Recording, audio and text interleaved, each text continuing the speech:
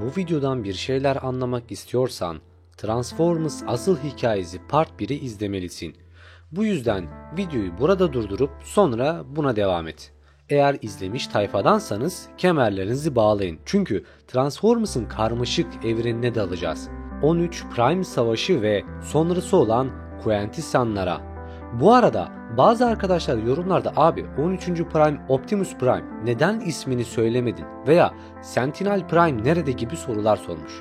Ben sizlere arkadaşlar çizgisel hikayeyi anlatıyorum. Yani zamanı geldiğinde bunlara zaten değineceğim, merak etmeyin. Bu yüzden bu emeğimin karşılığı olarak videoyu beğenebilir ve yorumlarda fikirlerinizi belirtebilirsiniz. Bana katıl üyesi olan ve beni destekleyen herkese de çok teşekkür ederim. Eğer sen de kanalıma maddi destek vermek istersen de katıl üyesi olabilirsin. Canlı yayınlarımıza ve Discord sunucumuza da gelmeyi unutma. Ben Masalcı Dede. Videoma ve kanalıma hoş geldiniz. Savaş bitmiş ve bütün Cybertron halkı huzur içinde yaşamaktaydı.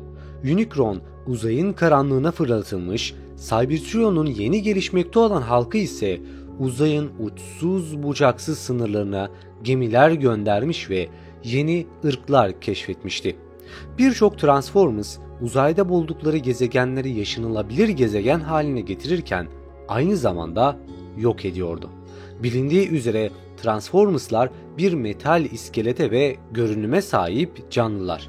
Metal elementi her zaman bol bir biçimde bulunmamaktadır. Bu yüzden buldukları gezegenlerdeki organik bileşenleri metale çeviren bir tür teknoloji geliştirirler.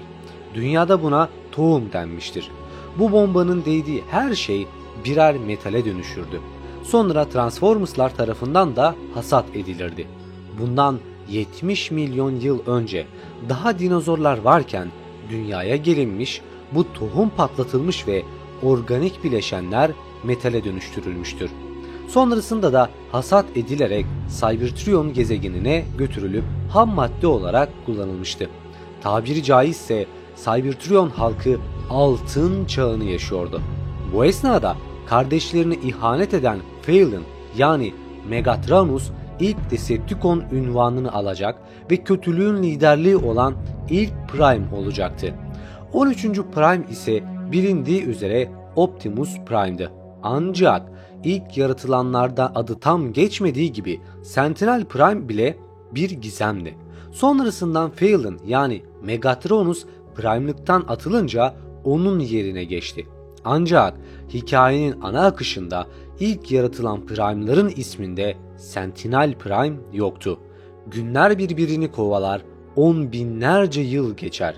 Yavaş yavaş bir tür ırk ortaya çıkmaya başlar. Quintessenlar hem Primus hem de Unicron'la bağlantıları olan Transformers'ın karanlık tarihi ve karanlık entrikalarıyla bağlantılı tuhaf ve kadim bir ırktı. Galaksi çapında tüccarlar, girişimciler ve iş adamları olarak tanınırlardı. Ancak ilişkileri çok nadiren bu seviyede ve genellikle entrika ve ihanetlerle doludur. Kaba kuvvet yerine ince manipülasyon, entrika ve ileri teknolojiyi tercih ederler. Ancak bunlar işe yaramazsa komutalarındaki ölümcül ordularını ve savaşa hazır uzay gemilerinden oluşan büyük bir filoyu da çağırabilirlerdi.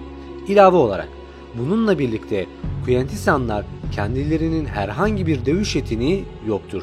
Bu yüzden çaresiz kaldıklarında onurları ile savaşmak yerine kaçmayı tercih ederler.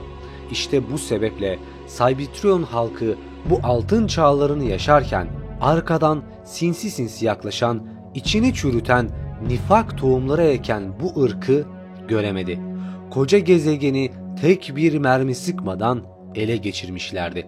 Cybertron halkı bu refah zamanlarında o kadar çok uyuşmuş ve olabilecek herhangi bir kriz anında plan yapmamıştı ki onları bekleyen tehlike karşısında çaresiz kalmışlardı. Quintessenların liderliğinde gezegen ve koloniler ele geçirilmiş, boyun bükenler köle, boyun eğmeyenler ise ya öldürülmüş ya da karanlık dehlizlerde saklanarak gezegenlerini kurtaracakları günü beklemişlerdir. Bu kriz anını fark eden ve sorunu tespit eden birileri vardı. Megatron. Megatron, Quintessenların Cybertrion'un yönetici konseyini gizlice kontrol ettiğini keşfettiğinde büyük savaşı başlatmak için hazırlıklar yapmaya başladı. Megatron'un Optimus ve Ultra Magnus ile savaşmadan önce Optimus ve Ultra Magnus ile yan yana savaştığını öğreniyoruz. Yani bir zamanlar Megatron ve Optimus Prime omuz omuza savaşmış iki eski dostu. Çünkü o dönemlerde Megatron'un içinde kötülük kıvılcımı daha oluşmamıştı. O zamanlarda tek düşündüğü Cybertron ve içindeki halkıydı. İşte bu sebeple Quintessenların Cybertron yönetimini ele geçirdiğini ilk fark edenlerden biriydi. Belki de şu an Megatron olmasa hala daha Cybertron halkı köleydi. Kırılımın noktası işte tam da bu esnada gerçekleşti.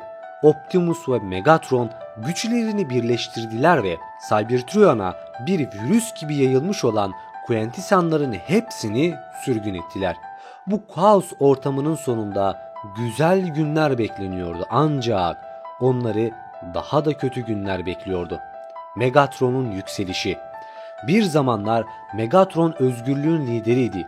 Ne olursa olsun özgür bir halk isterdi. Ancak bu özgürlük tutarlı olmadığı takdirde bir kaosa dönüşür, milletleri ve gezegenleri yok ederdi. İşte bu söylediğim şeyler zamanla gerçekleşti. Quintessenlar kovulduktan sonra Transformers iyi ya da kötü kendi kaderlerinin efendisi olmuşlardı. Ve tüm zaman ve mekan her zaman ne pahasına olursa olsun kendi kaderlerine karar verme yetisine sahip olur. İlk zamanlar Megatron oldukça basit düşünür ve amacı iyi olarak görülürdü. Ancak yıllar içinde kana susamış kötü bir adam ve özgürlük savaşçısına dönüşen bir despota dönüştü. Megatron, Cybertron'un gizli geçmişini araştırdığı için onu öldürmeye çalışırlar. Sonra Quintessenların kontrolündeki Eskiler Konseyi'ne isyan etmekte kendini haklı gören Megatron'un önü birden açılır. Çünkü arka planda gizli dönen şeyler onu rahatsız eder. Ortada bir gizem vardır ve Megatron bu gizemin perdesini aralamak ister. Açıkçası ben Megatron'a bu noktaya kadar katılan biriyim. Ortada gizlenen bir olay var ve ben de bunu merak ediyorum. Beni öldürmeye kalksalar bunu isteyen kurum ve kuruluşlara isyan ederdim. Şu anlık Megatron adamdır, o yüzden yürü be dostum. Çünkü yozlaşmış Cybertron'un senatosunun altında ezilen bir pasifist olarak başlar. Yani pasifizm ise uyuşmazlıkların çözümü ya da çıkar sağlama aracı olarak savaşa ve şiddete karşı olmak demektir. Megatron buna karşıdır. Bu esnada ise kendisi madencilikten gladyatör şampiyonluğuna geçer ve daha sonra Optimus Prime olacak olan Orion Pax ile yozlaşmış senatoyu devirmeye yetecek kadar takipçi kazanır. Daha genç olan Megatron, Optimus'u genellikle bir arkadaş olarak sayar ve ikisi başlangıçta Cybertron'un özgürlüğünü ve kendi kaderini tayin etme ideallerini paylaşır.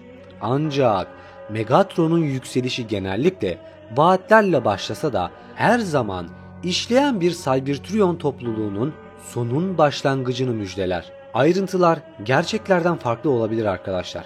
Ancak değişmeyen bir şey vardır. Büyük savaş. Neredeyse her gerçeklikte, her Cybertron'da 9 ila 4 milyon yıl önce Megatron ve Decepticonların Autobotlara savaş ilan etmesiyle başlar. Mesele şu ki, çizgi filmin ilk günlerinden beri nadiren Megatron savaşı sadece fethetme arzusuyla başladı. Aksine Cybertronları zafere, refaha ve barışa götürecek vizyona yalnızca kendisinin sahip olduğunu hissettiği için başlatma eğilimindedir. Yani bir nebze kendisi haklıdır. Transformers Prime'ın önceki romanı olan Transformers Exodus'ta göre kavgaya ikisi de gezegenin kas sistemini devirmek için savaştıktan sonra kendisi yerine arkadaşı Orion Pax'i Prime olarak seçilmesiyle büyük bir kıskançlığın oluşmasıyla başlar. Megatron zalim Zeta Prime'ı devirmek için Orion'la birleşir. Ancak eskiden barışsever olan Megatron gücün tadını bir kez aldığında ondan vazgeçmek istemez. En son anlatımda da Megatron savaş başlamadan önce Alpha Train'i öldürür çünkü akıl hocasının Cybertronların doğru yola yönlendirdiğini düşünmez. Cinayet eylemi Cybertron'un Autobotlara ve Decepticonlara ayırır. Kötülük göreceli bir terimdir ve Megatron özellikle karmaşık bir kötüdür. Onun bakış açısından büyük savaş neredeyse her zaman adaletsiz bir sisteme karşı bir isyan olarak başlar. Ne yazık ki aynı zamanda onu her zaman bir zamanlar savaştığı kişilerden daha acımasız ve zalim hale geldiği bir yola sürükler. Başlarda Megatron haklı bir dava uğruna yola çıksa da güç arzusu onu köreltmiş ve onu kötülüğe sürüklemiştir. Bir zamanlar bir arada tutmaya çalıştığı Cybertron halkı onun özgürlük tutumu adı altında artık ikiye bölünmüştür. Hikayenin devamı bir sonraki videoda arkadaşlar. Eğer buraya kadar izlediyseniz videoyu beğenmişsiniz demektir. Kanalıma abone olabilir, videoyu beğenebilir ve yorumlarda fikirlerinizi belirtebilirsiniz. Bir sonraki videoda görüşmek üzere. Kendinize iyi bakın, hoşça kalın.